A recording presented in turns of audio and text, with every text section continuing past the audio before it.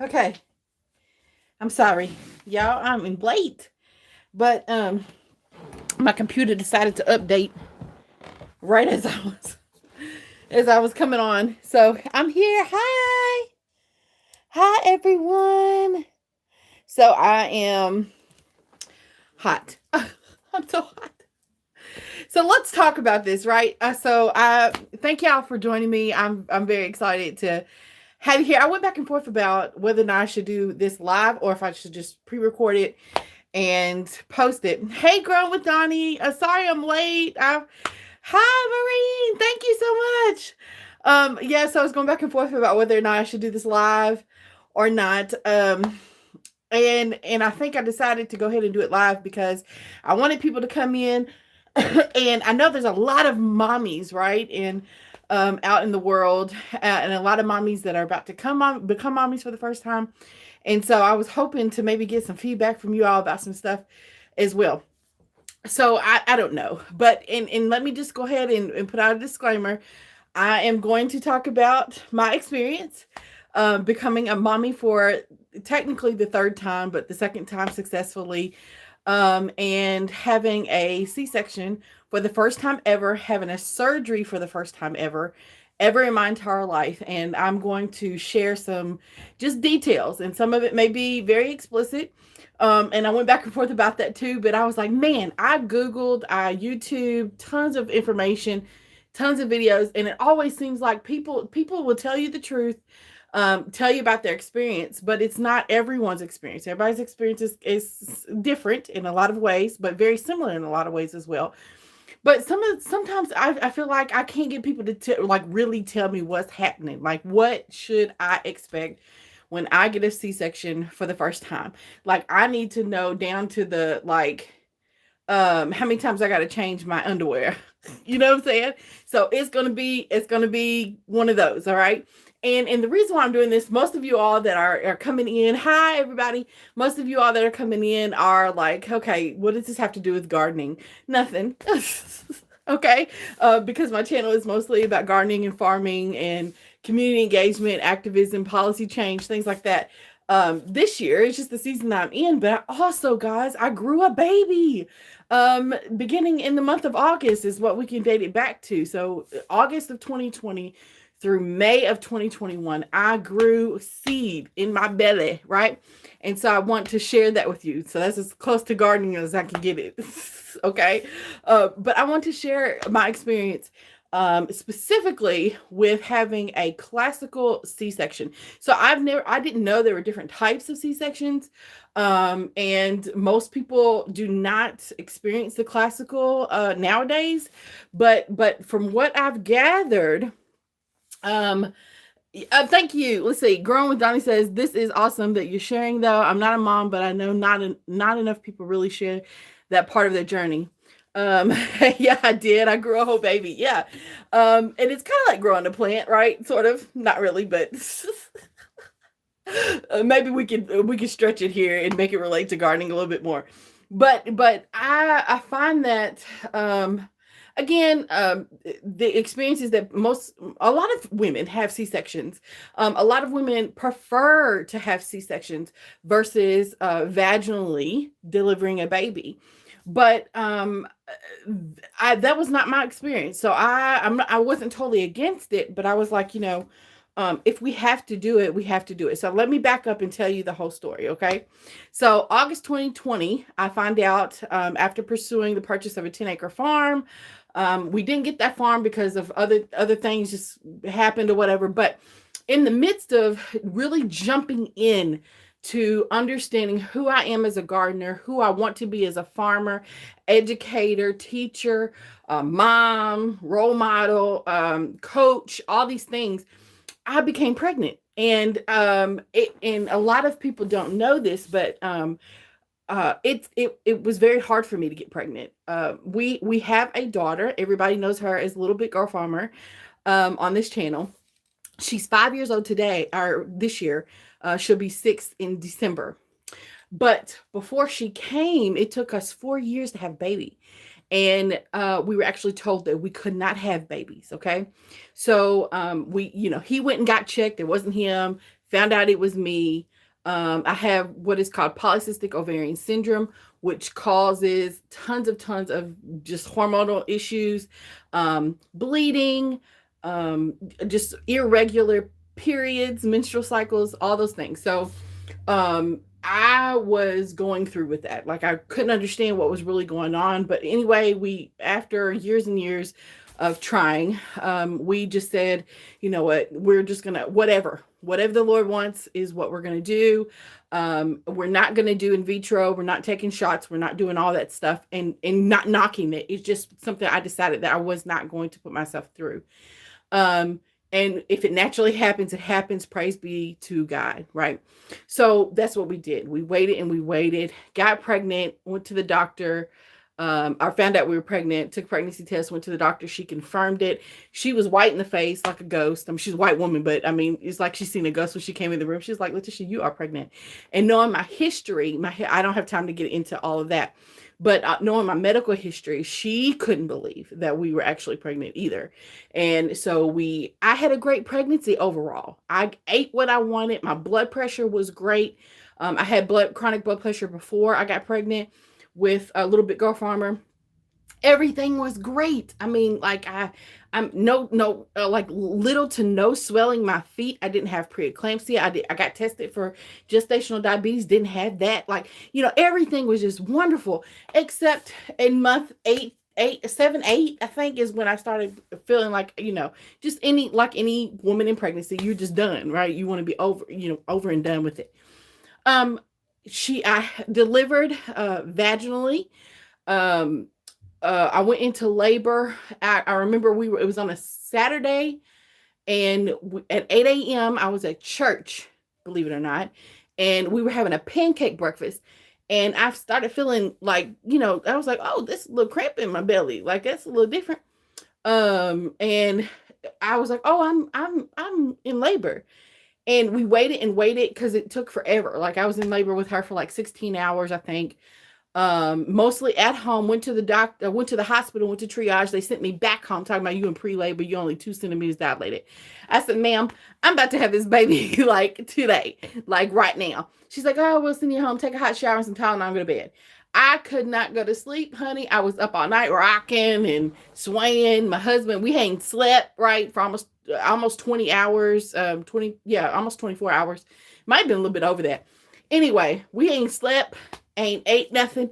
We tired, go to the hospital, and it's like, boom. As soon as I hit triage, I told the nurse I had to pee real bad. She said, baby, it's probably just pressure. You're okay. I said, no, I gotta pee. And my water breaks in the hallway, walking to the triage room, right? So we walked I'm apologizing for peeing what I thought was pee all over the floor. And she was like, no, it's okay. I mean, my clothes are soaking wet. Get in the room. They hooked me up. And she was like, oh, you're 6 centimeters dilated. I said, oh, really? And then boom, you're 9 centimeters dilated. I said, oh, Lord. I mean, just that fast. It was so fast. Had her vaginally. Did not have time to think about whether or not little big girl farmer was going to come. And if I was going to get epidural, it just wasn't happening. So that was the first pregnancy, right? This second one, y'all, my experience has been totally different. And most people say that, like, I'm finding out, right? It's normal to feel and have a different pregnancy. You're not always, yes, quick. I mean, it happened so fast growing with Donnie. Oh, thank you so much, Seth. You are just beautiful. You are such a beautiful soul. And so I'm thinking like, oh my gosh, like, I don't know about this pregnancy, because in August of last year, when we found out we were pregnant, I had been, COVID, the pandemic was happening. I'm wearing a mask. I'm like, Lord, I'm doing everything I'm supposed to do. I'm staying away from people. Why do I feel sick? Oh, I got COVID. You just, everything makes you feel like you have COVID, right? And I took a pregnancy test. I was just on a whim, because again, it's been 5 years since little big girl farmer came into the world, and we have not done anything to protect ourselves from not getting pregnant. and still couldn't get pregnant, right? Actually, we did get pregnant one time. We got pregnant in 2008, April of 2008. I found out I was pregnant, and we miscarried that baby. Okay. So a few years later, I get pregnant again, and boom, now we have the little stink. Right? But August, I was like, Lord, I'm sick. I don't know what's going on. This feels different. I thought there were two babies. There was only one. Okay. That's how sick I was. From August to December, it was pretty much August to January-ish. It was pretty much hell. Like all I could do was lay down, eat a little bit, drink. Couldn't hardly drink water. It would upset my stomach. And I didn't really drink anything else. I don't drink a lot of juices. I don't drink soda. If most of you all know, like before I got pregnant, I was on my weight loss journey. So I had lost 46 pounds. Okay. And then I got pregnant. And this is all back in August of 2020. So I'm experiencing this, and because of the pregnancy, because of being so ill, I'm also on 7 different medications. This pregnancy, the first pregnancy with Little Big Girl Farmer, I was on one med, and that was my blood pressure pill, and of course the vitamins, that you have to take and everything. But this pregnancy, 7 different medications, you all, because of how sick and ill this pregnancy made me feel. And then I developed some other issues, and they're fine now. So, but 7 pills. So every 2 hours I had to eat and take medicine every 2 hours. And I mean, when I tell you I had to eat, it was almost like every single time I ate, I had to eat a whole full meal. It was ridiculous how upset my stomach would get when I took medicine. So I'm getting to the classical, I promise, the C-section. So fast forward month 6. We look at the baby, I think it was month 6 or 7, and discover that she is breech. And then we discover again a month later that she is transverse. So let me explain the difference between breech and transverse. This is what I know. Okay. So a breech baby is if they don't turn head down, right? So the head is at the vagina. The feet are at the stomach, at your stomach, okay, or your chest. If they don't turn all the way, that's the appropriate way, okay, and their head is at your stomach and their bottom is at your vagina, then that is called breech. And baby shouldn't be born necessarily feet first, okay, because what happens is in a normal birth, okay, the head comes out first, and the head, what it does is make room, the birth canal, right? It stretches that birth canal so the rest of the body can pass, okay, through the birth canal. So when you go feet first, that is very, very dangerous for you and mommy, and the baby, okay? So you want the baby's head down. Well, my little stink would never turn. She would not turn all the way. And so to where her head is down. So she went from the breech position to the transverse position for several months. Just kept going back and forth like this. So transverse is where the head is on the right, the feet are on the left. Okay. And so she's horizontal in my belly. Okay. Instead of boop, head down, feet at the top, or bottom at the top. Okay. So she sat there and went back and forth for several weeks. Okay. And so at 36 weeks, she was supposed to have been turned already, but she was not. She was still transverse. Then at 37 weeks, she was breech. So they were like, okay, Letitia, we need to talk about what this means. I said, yes, ma'am. Okay. So we can turn her for you, which means they would manually take their hands, press on my belly, and lift the baby up and turn. Okay. Now that doesn't sound like it would be a big deal, but it's very, very painful. Okay. She recommended that I get an epidural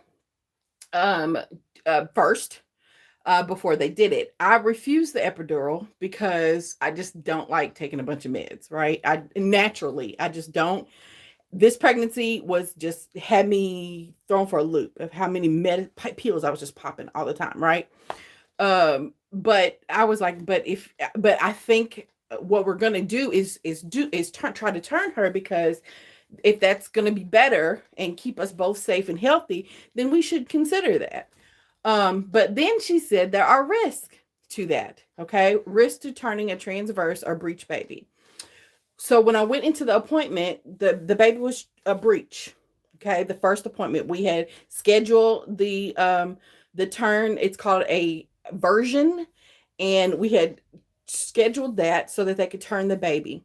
They look at the baby before they actually do the procedure. They look at it on an ultrasound to see what position it's in. She was breech. Okay. So that it was going to be a harder procedure, because transverse is where they would want her to be, which she was the week before. But she had turned back around where her head was at the top and her bum was at the bottom of my vagina. Okay. So we went back and forth in that appointment, and decided not to turn, because these are the risks. If they decided to turn her, whether she's breech or transverse, one risk is that baby's blood pressure could drop, which is normal, but it could drop and not come back up. And then they would have to do an emergency C-section. My blood pressure and other things could also drop, and that could put me at risk. The other thing was that my uterus or placenta, I think one of them, could tear away from where it's attached and cause internal bleeding. So that was another risk. And so the risk just seemed to be, there's some other things that they mentioned. I can't think off the top of my head, but it just seemed like it was just the right thing to do, to go ahead and just do the C-section. Because if I birth her vaginally, feet first, that would definitely put us in jeopardy as well, our health.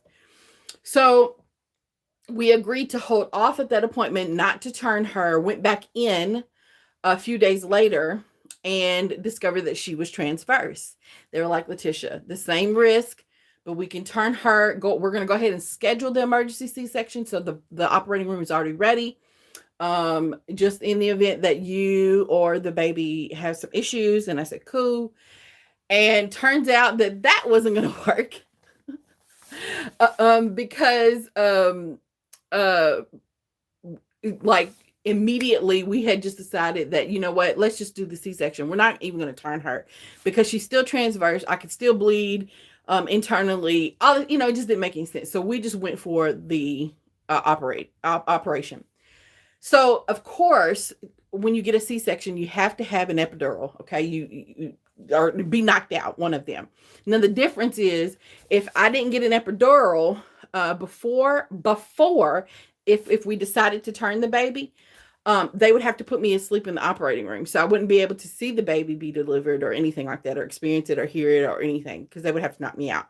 So getting the epidural before you decide to turn the baby is the best option if you want to be awake, okay, during the delivery.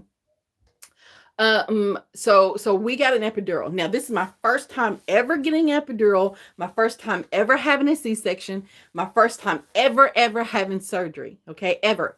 So we get to the hospital at 9 a.m. The procedure is supposed to happen at 11. They did, all the IVs, and I got bruises for days about all the stuff that they hooked me up to, right? They hooked me up to fluids and some other medication that made me extra drowsy. Okay. So I almost had to fight to stay awake in the operating room, because they give you a lot of medicine for like nausea and stuff, because they're shifting and pulling stuff out of you. Okay. During the C-section and wiggling you around, and then they put it all back in. Right. And so it can make you nauseous. You're not supposed to eat after midnight. When you have the surgery. I drank a little water. Even water can be not good for you to have. So I drank just a swig because I forgot my sinuses were draining really bad, and I literally was spitting up stuff. So like I was like, I just need like that much water, and I did. I had like 2 ounces, probably not even that, maybe an ounce. And she was like, okay, but just don't drink anymore. So they prepped me. They put fluids in me as well, which caused me to pee. I probably peed like 15 times before the operation actually began, because of all the fluids they were pumping in me before. And then, which also helped crave my appetite a little bit. The fluid did that they were putting in. I was so hungry, okay, because I hadn't ate since midnight. I usually get up in the morning and eat around 8:30, 8:30. If I don't get up in the middle of the night and eat when I was pregnant, okay. And I have to eat every time I take medicine. So at that time, I was taking my blood pressure medicine. I didn't take any of my meds because my meds make me sick if I don't eat. So I didn't take any medicine before I went into the operating room. I don't recommend that for everybody. You should talk to your doctors before you do that. I just made the choice not to because I knew I was going to be sick. So post-op was cool. Walked to the operating room, right? They walked me. Hubby got dressed in all his stuff, okay, so he could be in there. But before he got to come in, he sat out in the hallway. They had me in the operating room to insert this epidural, put this epidural on back. Now, I have scoliosis. And I was diagnosed in like the 5th grade, and I've had some back problems ever since. Knowing that I had scoliosis.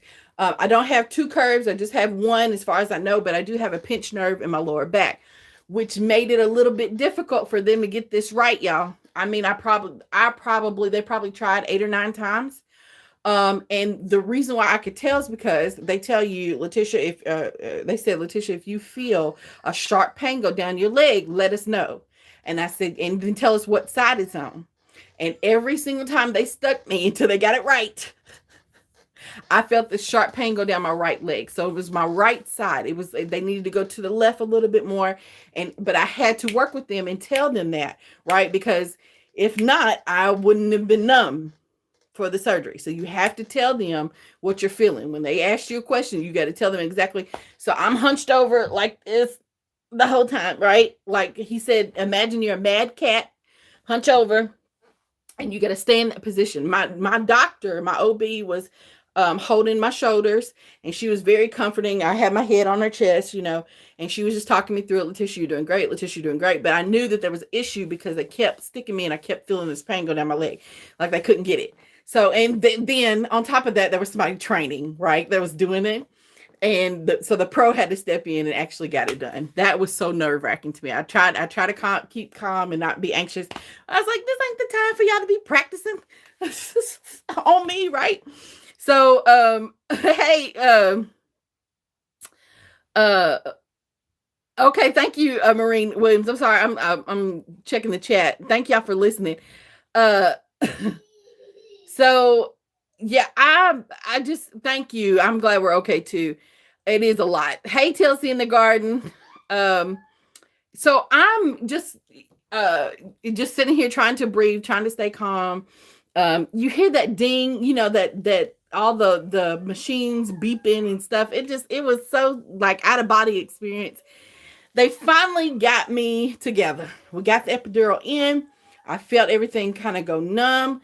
They laid me out on a table. When I tell you it was a cross, honey, position that Jesus died on, right? Like you laid out like a tree, okay? Like you on a tree, being crucified. Okay, your feet, like straight T, right?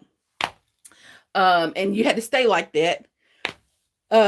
And then they hollered for my husband to come in from the hallway. And they were like, all right, here we go. We're gonna make the first incision. They made the incision, right? So hey Chickenlandia. And so, oh my gosh, my pregnancies were like this too. I'm such a natural person and I had so many interventions. Oh girl, it was crazy. Yeah, baby was having a hard time turning around. Wait, you literally just had a baby 10 days ago. Yes, I did. Oh my God, I didn't know. I thought it was months ago. I didn't even start feeling human until 6 months after. You're a superwoman. Girl, I was like, when should I do this video? Because I do actually feel really well. And I'm going to get to that, okay? A lot better than I thought. So, I have twins. I'm a twin. Cool. So sad that I'm 32 now. I had to have a C-section as well. Okay. Yeah. TLC. My last 2 were C-sections. Oh, bless your heart. So they had me stretched out on the table. The hubby comes in and was like, hey babe, how you doing? I said, I'm cool. I'm just a little sleepy because everything's making me sleepy. The medicine that they were giving me. But I was like, no, I must stay awake. I got to see this baby. Right.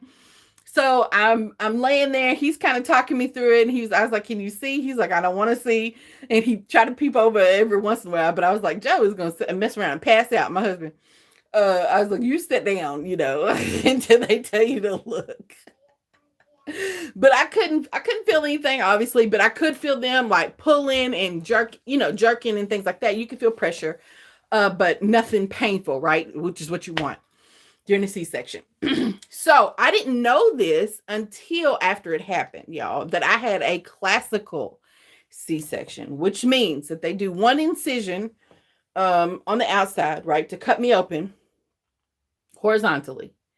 When they got to my uterus, because she was transverse, they could not pull her out by her feet or her bottom. They could not pull her out by her head without making an extra incision, which ended up being a T, in the shape of a T.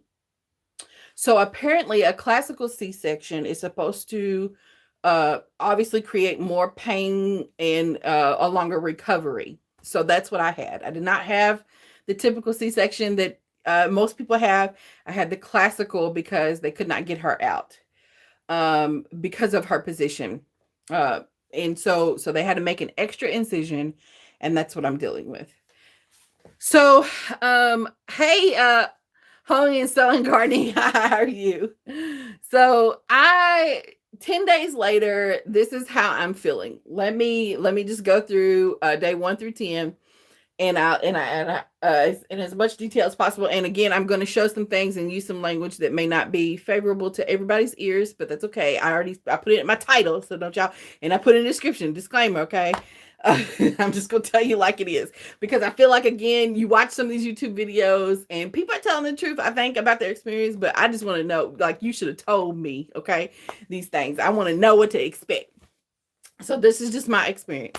Day 1, nauseous, sleepy, drowsy, a little irritable, but that's because, and it wasn't like, leave me alone, irritable. It was just kind of like, right? I was tired. When I tell you exhausted. And most people, and some people don't believe that women actually deliver their babies when they have a C-section. Okay. And that they don't have the same experiences like drowsiness, tired, being exhausted, feeling like you gave birth. Right. And it's not true. Okay. I had my first baby vaginally, the second baby by C-section. And when I tell you I had the same, if not more exhaustion this time, I did. Okay. I was completely exhausted. My body was so tired by the trauma that it just went through. Okay. And weak. First day, I just wanted to sleep most of the day. But I asked during this pandemic for my child to be left in the room at all times. I did not want her taken to the nursery for any reason. They do the test, all these tests and things on the babies. I was like, please have them come to the room. And all I had to do was ask, and they did. Okay. They came to the room, did all the tests, did everything that they would have done in the nursery in my room. Okay.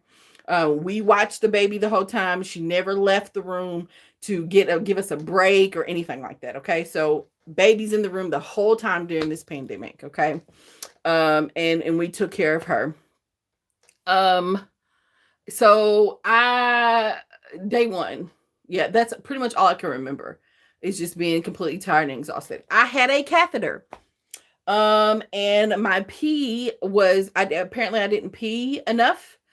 So they, instead of like 14 hours or something like that they usually leave it in, I had it in for 20 because they were concerned that I was not peeing enough, and the color of my urine was like a deep brown red color. So there was a little blood in the urine, and so they were just concerned. So I had it in for 20 hours. And the only time I really felt pain from the catheter is when they moved the thing, when they moved the the catheter, the what's it called, the pipe, not pipe, the tube. Yeah, the tube. I didn't even know I was peeing, to be honest, when I had that in there. So, and then they took it out after hour 20 because my pee lightened up and it was almost clear, and I just had to keep drinking fluids. That's another thing. The first hour or so, you can't drink and eat a whole lot either, or the first day. or so, you can't just start shoving food in your mouth. Okay. So I hadn't eaten a lot, but I was drinking pretty good. But again, you just kind of have to take it slow. Okay. First day. But then eventually the catheter came out. So she just told me to take a deep breath. And I did. And she said, now just exhale, let it all come out. And I didn't even feel it. However, now I'm thinking I have a UTI. Went to the doctor on Friday, this past Friday, and he was like, "No, you don't have a UTI. It's probably just trauma from the catheter." So I have these shooting pains going up my vagina and my butt. Right, when I pee, it doesn't burn, just these sharp shooting pains. And they said that was probably because of the catheter. So there's nothing that warrants them that I have an infection anywhere. Okay. So no fever, nothing like that. Just shooting pain up my butt in my vagina. Okay. So day 2, I'm feeling better, still tired, but more alert and awake. Right. I'm like, oh, it's my baby. Oh, look at her. I'm actually responding to her now. I'm seeing her and I'm just like, I really just had a baby. I think it didn't. I think it just hit me that second day that I just really had a baby, and I didn't push her out. She was cut out. Right. I'm just like, oh my gosh, this really happened. Now they want me to start walking. But before they encourage me to walk, they are checking the incision and checking all kinds of other things, my blood pressure, all this other stuff. Because I had a classical C-section, normally during any other birthing procedure, they will exercise your stomach, like massage it to help the uterus go back into place and do whatever your body is supposed to do. But because I had a classical, that can't happen. Okay. And so my stomach right now still looks like I'm about 6 months pregnant. Okay. So the uterus is contracting and going back on its own. They could not help it. So I still look like I'm pregnant. Matter of fact, when I went to the doctor, I hadn't lost any weight. And so they were supposed to take out the placenta and, all this afterbirth stuff, the liquid is supposed to be gone. Find out I'm still the same weight that I was before I had the baby. And that's because I am swelling. So I have fluid. My ankles and my feet, this is day 10. I know I fast forwarded, but my ankles and my feet are very swollen right now. The whole pregnancy, I did not have any swelling at all. Okay. Not one bit. In my feet. My feet hurt. My legs hurt. My knees hurt. Everything hurt, but I did not have swelling. So now I have swelling and my hands are swollen a little bit. My feet are swollen. My face even, I feel like sometimes it's swollen. Yes, and it does take time. It does, but that's what's happening. They were like, your blood pressure is great.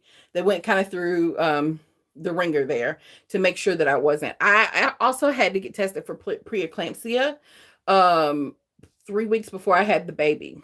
I was having symptoms of that, but that test came back negative, and that was so scary. But so day 3 through day 3 in the hospital, by this time I'm up walking. So I am, and they want me to walk. They want me to pee in the toilet. They had to collect my pee like 3 or 4 times to kind of see if there were any clots that had formed or that fell out or anything like that. So that was not fun, walking to the bathroom. The initial standing up after a C-section is so painful. You are so right. Oh God, it hurt. It hurt. I felt like somebody was literally pulling, gravity, right? But like pulling on my stomach, pulling down. So I couldn't even stand up straight. Wear house shoes or something that you can just slide your feet in, because there's no bending over. You can't bend over. Or at least I couldn't.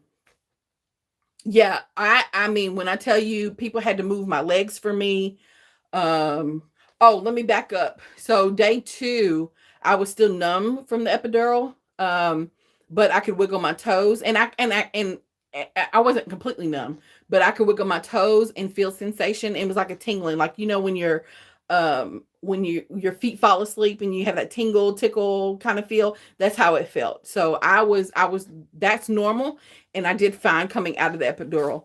But then I started to itch everywhere. I was itching, like I was just scratching, like oh my gosh, and yeah, my legs, it started in my legs and then it went up kind of like and they said that was normal. That was just the epidural wearing off, but I itched. I couldn't use lotion, didn't help. It wasn't that. It was just your body reacting.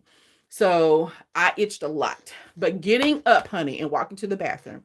And when I tell you you're gonna need help, you're gonna need help. A lot of help. Even out of the, this is day 10 for me, and I still need help. I can't bend over and pick stuff up off the floor. Matter of fact, wait a minute, I'm gonna hold on to that. So yeah. No, I couldn't use lotion. It didn't help. It didn't help the itching at all. And then plus they didn't want me to and every hospital is different, but they didn't want me to use it anyway because of all the IVs and tape and stuff that I had. I got stuck a lot when I was there. So they wanted the tape and all that to stick. So I just decided not to use lotion. But getting up and walking to the bathroom, I needed lots of help. Okay. So I had somebody on both sides that were literally carrying my weight. I was just trying to move my feet. And then sitting back down hurt. That was painful. Sitting down on the toilet. Okay. So here's a warning. Okay. When I sat down on the toilet to pee, it hurt just a little bit, but then it got better as I was releasing my urine. Wiping. Yeah. So there were 2 nurses that had to help me. I could not reach forward in the front. I couldn't reach back. I couldn't reach to the side, honey. I couldn't do anything. They had to do that for me. And basically the first few times the nurses did it. And then my mom, bless her heart, she was there. And when I tell you, I needed my mama, those moments where you just like, I just want my mama. Yeah, I wanted my mama. Like it was incredibly humbling to have to go through an experience like this because when you can't help yourself at all. So they had to take care of that for me. I bled a bit. It wasn't a lot. I thought I was going to be gushing blood, but it wasn't a lot at all. And every once in a while I had something questionable in my urine and they checked it out, but it was fine. But yeah, it was pretty intense. Getting up off the toilet, I had to have help pulling up my underwear. Now, in the hospital, you don't wear your regular underwear, ladies. Let me show you what they give you. These mesh. Stretchy. One size fits all, kind of. Not really. They're different sizes. But this is what the underwear look like. Okay. And then you have to wear a pad. Okay. And the pads can look all kinds of different shapes. I didn't need this one. I didn't bleed this much. Y'all see this is like a diaper. Okay. So I didn't need this one, but they had me ready. Yeah, they had me ready. Okay. Now I can remember using this when I had her vaginally. I did use these because I did bleed a lot. But with the C-section, I didn't bleed a whole bunch. So they had me in using something like this. Okay. Yeah, this pad isn't very, very big. Okay. And Mrs. said, you are right. I told my husband, I said, if I start wearing these on a regular basis, would you judge me? Because these underwear, when I tell you these underwear are comfy, hunty, they are so comfortable.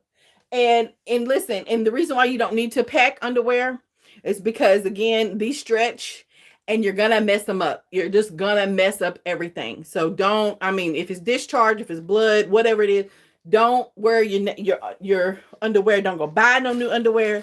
at the store thinking that you're going to wear these until after, like a few weeks after, maybe 6 weeks, whatever, because you don't need them. But yes, these underwear is all that. I love these underwear. Okay, so I'm pretty much still using this little bitty pad. It's not little, but it's little compared to the diaper. And then they give you these, so I feel like I'm a little dog or something with these. But they give you something to take home. You're also going to use them when you're in the hospital. With these little pads, you use these for doggy pads. Again, it's just to protect your bedding, okay? Because you're going to make a mess. You either pee on yourself, because I did that a few times. I'm not even gonna. Yeah, while I was there, I stayed in the hospital. So I had it on Friday. I was discharged on Monday. Okay, I was discharged on Monday. And I had her May 7th at 12:08. So y'all sitting down eating y'all's lunch, and I was birthing a baby. Okay, and I left on that following Monday. I was discharged on the following Monday. So my insurance allowed me to stay 4 days. So you might want to check your insurance to kind of see what that whole thing is. But I left on that Monday, and we went home. So, but let me back up. So I got off the toilet. We talked about the toilet, used the bathroom. Oh, and if you don't take some Colace or some type of stool softener right after you give birth, you are going to be in trouble. Okay. So ladies, I mean, as soon as you give birth, you might still be on the table. Okay. Tell them to go on and fix you some Colace. Get you the Colace and some water, because you need to start taking it, because that first poo after you give birth can go one of two ways. Okay. It can kill you. You feel like you're giving a birth again, or it can go pretty smooth. Okay. So I asked for the Colace. They gave it to me. They were like, oh yeah, we're going to do that. Anyway, great. I just want to advocate for myself. That's okay, growing Donnie. Good. I'm so glad. This is what it's for. I'm so happy. So, but you have to poo, okay, before you leave the hospital. They want you to pee a certain amount of fluid. So if you're not doing all that before, they're not going to let you go home. But when you take that first poo, you need it to be easy. Okay. Now, again, you done got cut down there, right above your vagina. It's not your vagina that's being cut open. If you don't know what a C-section is, it's like right above. Okay. That, and sometimes it's a little incision. Mine goes all the way across. Okay. I don't know. Maybe because the position of the baby, but mine goes from left to right. Okay. And so, and we'll talk about the incision in a second. But you have to poo. You have to poo, okay? So take that Colace. They gave it to me twice a day. The one they didn't give me any to bring home, because you can just buy it over the counter. But I did have a prescription, because I was taking stool softeners when I was pregnant. I was constipated most of my pregnancy, except the last month.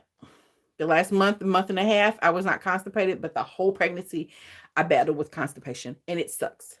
But you're trying to push, and you can feel all that in your stomach. Okay. So when you're trying to push out your poo, so the easier you can make it for yourself, the better. Drink lots of water, and take a stool softener. Even now, okay, I'm still taking stool softeners.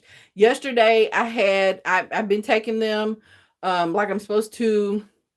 I think because I had some dairy, it kind of, my bowels locked up on me a little bit, and I was constipated yesterday, and I had to push a little extra. Okay. And it hurt. But then today I'm back to normal. So I know what it kind of feels like, but initially I was good.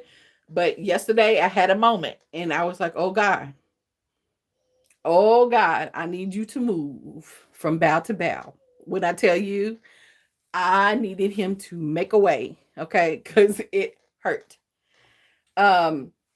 So I am ready to go home at this point. Epidurals have worn off. I'm taking pain medicine. The medicine that they were giving me every 8 hours, Motrin, every 6 hours, I was taking Tylenol and Colace. Okay. And then, of course, my blood pressure pill in the morning and the evening. That's all I took. I packed up all my medicines in a Ziploc bag and took them to the hospital. And my hospital would not allow me to take my own medicine. So if I wanted to do that, I had to turn it into the pharmacy. They had to code it or something or whatever, because why they do that, because if they're giving you something and then you slip something while the nurses don't know what you're taking and something happens to you, they don't know how to help you. So they encourage you not to take your own medications at the hospital unless the pharmacy knows about it and it's documented and all this other stuff, which is cool. But I felt a little out of order and out of my routine while I was in the hospital. So all I took was pain medicines, and my blood pressure medicine. Did not take my allergy meds, none of that while I was in the hospital. I was jacked up the last day and a half from allergy. My allergies, I started to feel everything just coming back. But so now I'm in the trying to get everything back in order, taking all my medicines again, including my vitamins, none of that. I didn't take any of that in the hospital. Yours was a bikini cut. No, you don't want to push too hard to poo. No, but honey, it hurts. Yeah, it does hurt. TLC, we were thinking the same. I gotta run. Okay, good to see you, TLC. We'll catch the replay. Glad you and the baby are well. Thank you so much. So, I'm trying to think of is there anything else? I had to shower. I had to shower 2 of the days that I was there and take off the dressing from the incision, so that the nurses had me take it off. They did not take it off. Now I'm a big girl, okay, and y'all saw what my belly looked like, but I didn't show you my actual belly, and I'm still not going to do that because I don't know. Maybe I should. Should I show you my belly? No, I'm not going to do that. Anyway, just picture this: a big old gut. And my gut is hanging over, okay? It's not one of them pretty pooched out, like petite, girl bellies, skinny girl bellies, skinny heifer baby bumps, okay? Where it's all pooched out and it's all pretty, okay? I'm pooched, but I had a little hangage in the front, okay? It's called being a big girl, being fat. So, and I was working on that. I promise I was. But anywho.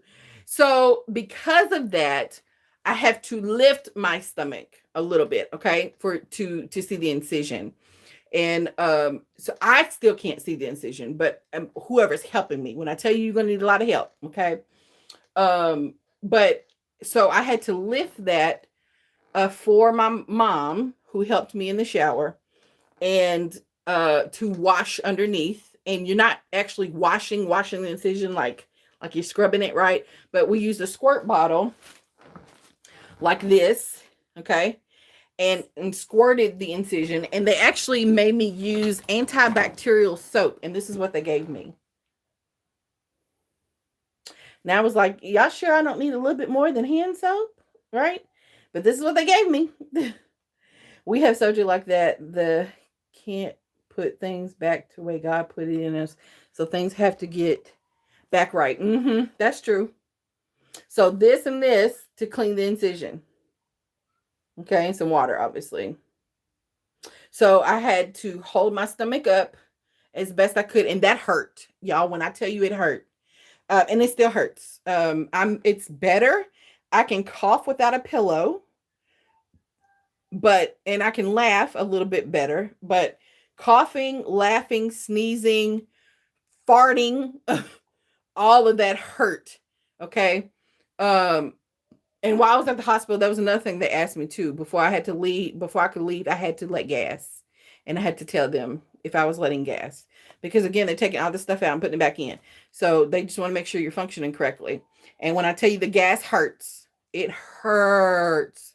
And then you finally release it, it feels better. But while you're releasing it, it hurts. And then it gets better. Okay. So farting is great. It might not be politically correct or socially acceptable for ladies to say fart, but I said it. Okay, so this and this to clean the incision. So I had to lift up. My husband was squirting the incision to clean it, and then they had to dry it So we used a clean towel, not the one I had dried my body off with. We got another clean, like a washcloth, and patted it as best I could, because again, I got this stomach in the front. And again, they couldn't massage my uterus back, so it's not going down as fast as it did when I had a vaginal birth. It still looks like I'm about 6 months pregnant. So, you know, anyway, we just have to work with it. So then, after I got all the dressing off of the incision, we cleaned it. Standing in the shower, I couldn't stand for a long time, so there was a shower chair at the hospital. Luckily, in our shower here, we have those little seats in the shower, so I can sit down if I need to, and I still have to sit down sometimes when I'm in the shower. After I clean myself, we dry as best we can. We have to use this fabric, and it's called Interdry, a moisture wicking fabric with antimicrobial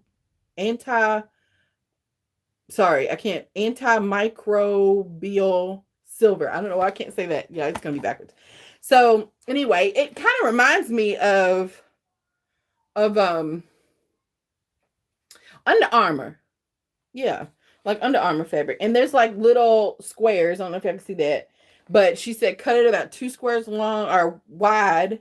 Okay. Fold it and then put it under there. So you can so it can dry you. Okay. Catch all the, and that way the incision doesn't get infected. We can keep that moisture down and all that kind of thing. So big girls, this is what I had to do. I don't know if little women have to do this either, but this is what I had to do to keep myself dry under there. And matter of fact, when I was pregnant, I had issues because I sweated a lot and I was outside. I was sweating because of hormones, sweating because I was outside in the garden, just sitting outside made me sweat. Okay.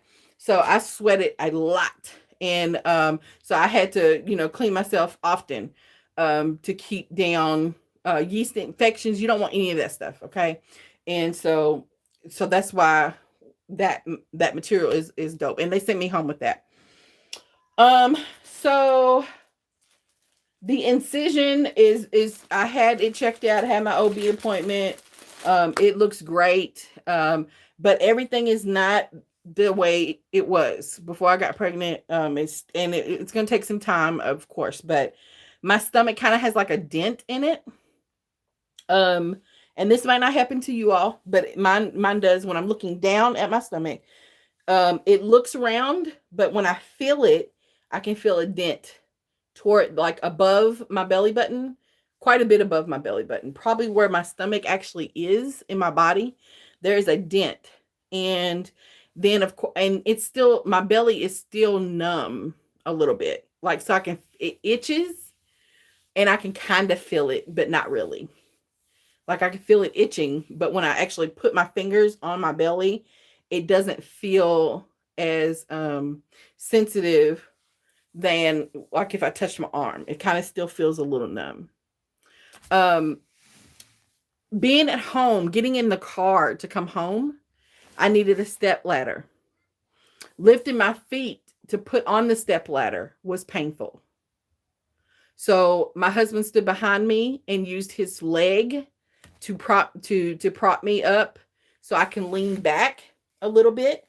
And then he used his foot once I got my I got my foot up first. So he used his foot to scoop underneath mine and help me pull my foot up onto the step. And then I leaned back on him and was able to get in the truck that way. Okay, we have a small SUV, Kia Sorento. So I needed a step stool to get out, or to get in. To get out was a little bit easier, but he had to move my feet for me. Lifting my leg up and getting out or stepping up still sucks. We have a few stairs in the front of the house to get in. I need help still stepping up the stairs. I can feel it all in my vagina area. The right side is the most painful for me during this whole thing. I don't know what they were doing over there, but it is still very painful. So I'm still taking 10 days later, taking Motrin every 8 hours, Tylenol every 1,000 milligrams of Tylenol every 6 hours. And to do the pain. Now they sent me home with Percocet. I'm not taking Percocets. Y'all might want to do that. I had a choice between Percocet and Norco, and I don't want those. I basically refused them, but they gave them to me anyway, and that pissed me off. But anyway, I'm not taking them. They're like, matter of fact, I told him I don't want to see them. Put them somewhere because I don't want them. And that's just my personal choice. So as long as I stay on target I have all my timers set in my phone to take my medicines. And as long as I stay on top of it, the pain isn't as bad. But again, it's still pretty hard to step up stairs, and to get in the truck. Yeah.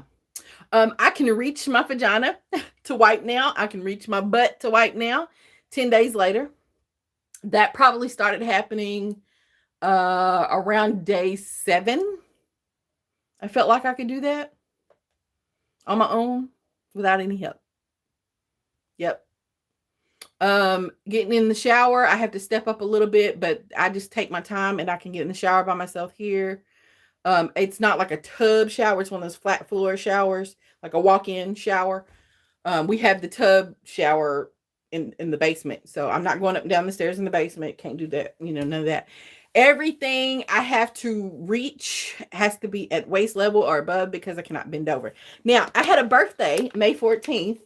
And for my birthday, my husband, can you stand for your shower now? Yeah, I can stand.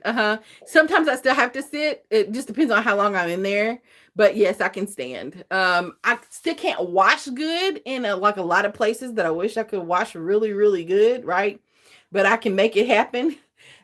This squirt bottle is like, it looks very basic, y'all. But when I tell you, it is the most helpful. Okay.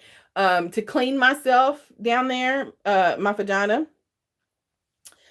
Now on the incision, you're not supposed to use like floral soaps or soaps that are like creamy because those soaps have lotion in it. It has to be some type of clear.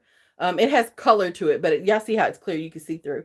Antibacterial soap, by the way. So I wash my body with my body wash, but when I go for the incision, I use the antibacterial soap. Okay. But to clean my vagina and butt, the way I want to, I do use the squirt bottle, and I had to fill this up several times to feel like I'm a little decent down there until I can get it real good. Okay. So, and I already did my warning. Just for those coming in, warning again, I am kind of like telling you like it is. Okay. So, but this bottle is fabulous. Okay. To have to clean yourself. And even when you just have to pee and you can't wipe, just go on and fill it up with some soapy water, warm water. Oh my God, it feels so good. Oh God. And I remember when I had my first child, I had her vaginally, but I tore a bit and it had stitches, but this felt so good with that warm water on those stitches. Oh girl. Yeah.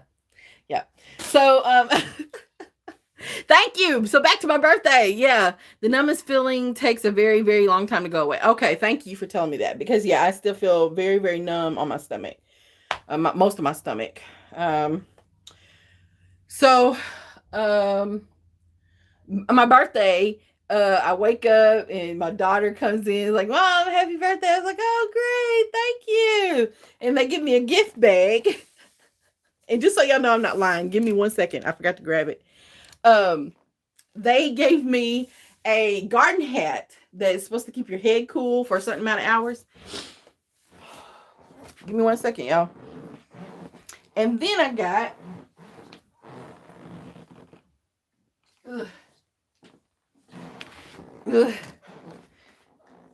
okay.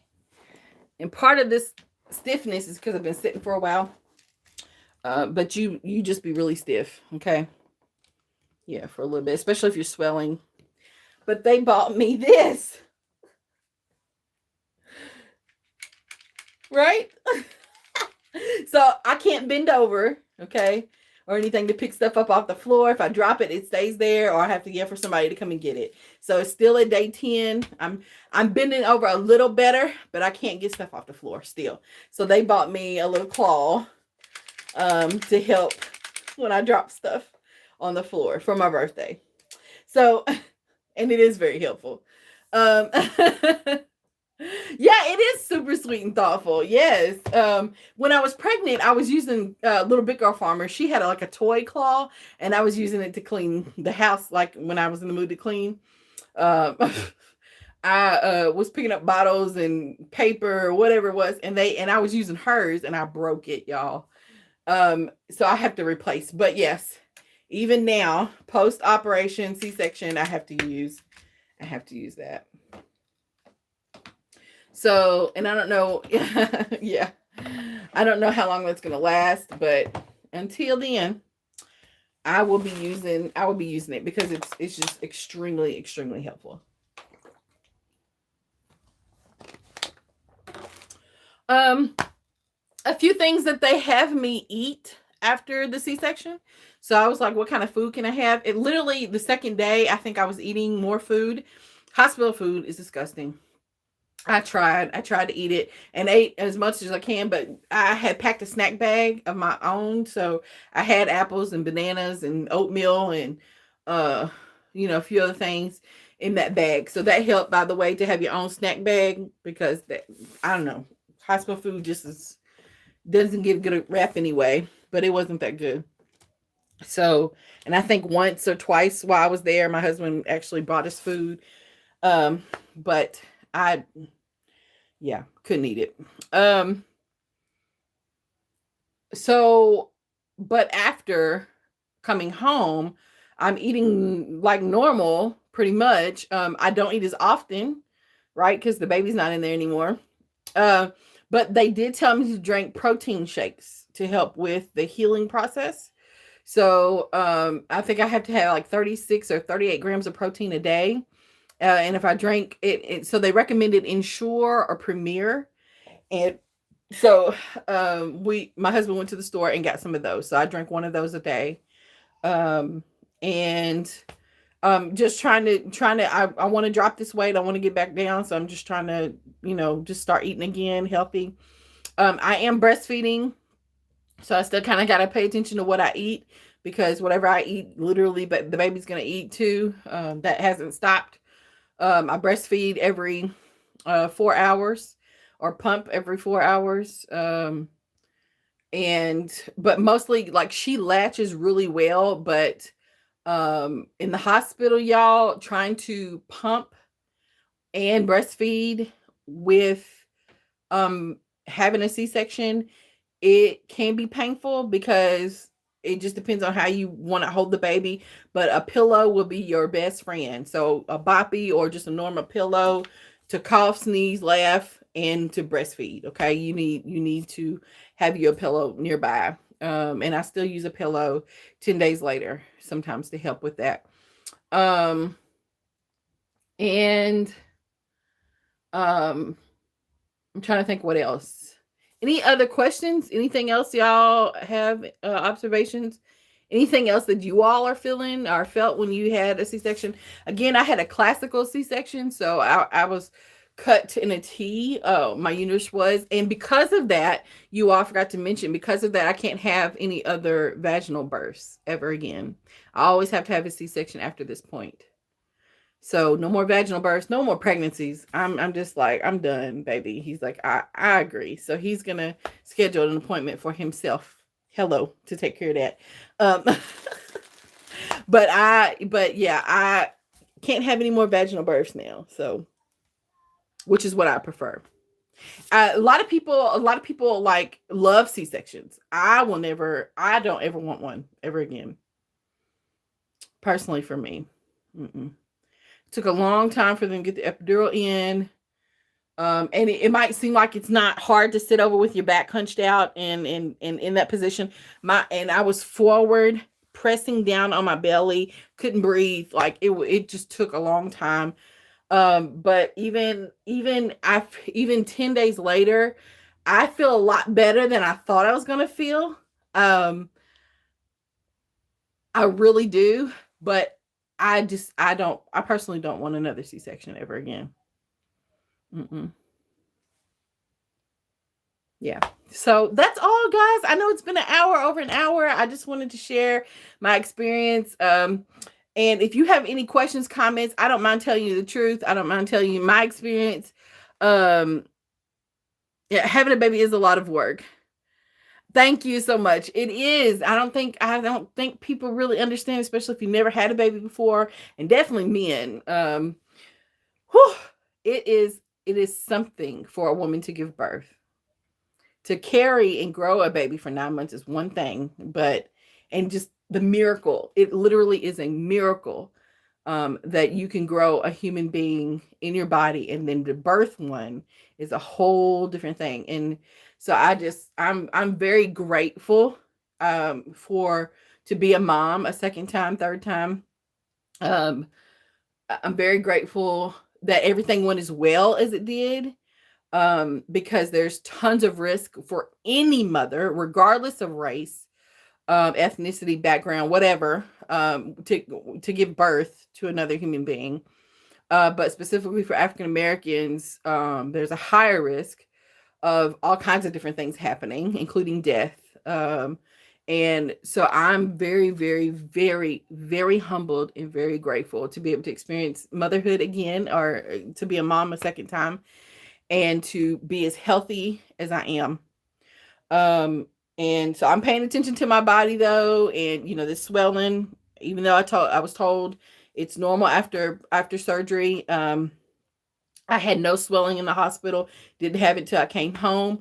Oh, it is very important for you to keep moving, ladies. So after you have a C-section, it is so easy to sit because of the pain, or to lay down. And I can't lay on my sides. I have to lay straight on my back at all times. And I have tons of pillows. When I tell you tons of pillows, tons of pillows in my bed. Okay.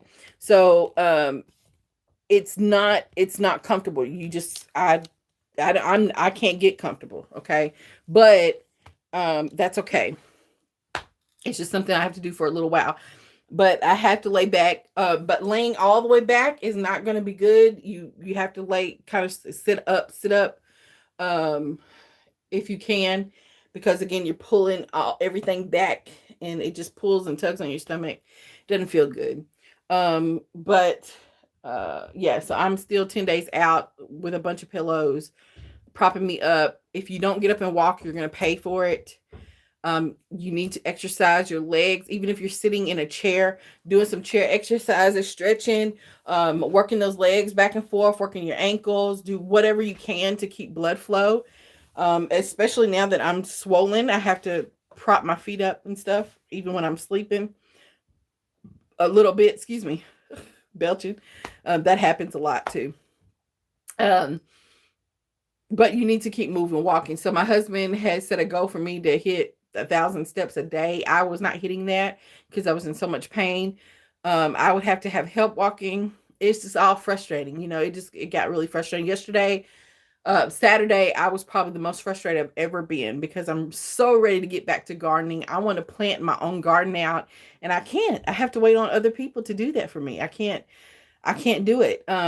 So I'm trying to figure out a way to be able to. Right now, I can sit in a chair and go over to my right or my left. I do better going, even though my right hurts, I feel better stretching over to my right and not my left. So I would have to sit on a low chair and go over to the right, just use my side to plant stuff in one hand. I can't use both hands. I can sit at a table and pot up stuff, right, and plant that way. But as far as planting in the garden beds and stuff, I can't quite do that yet. So, and that frustrates me.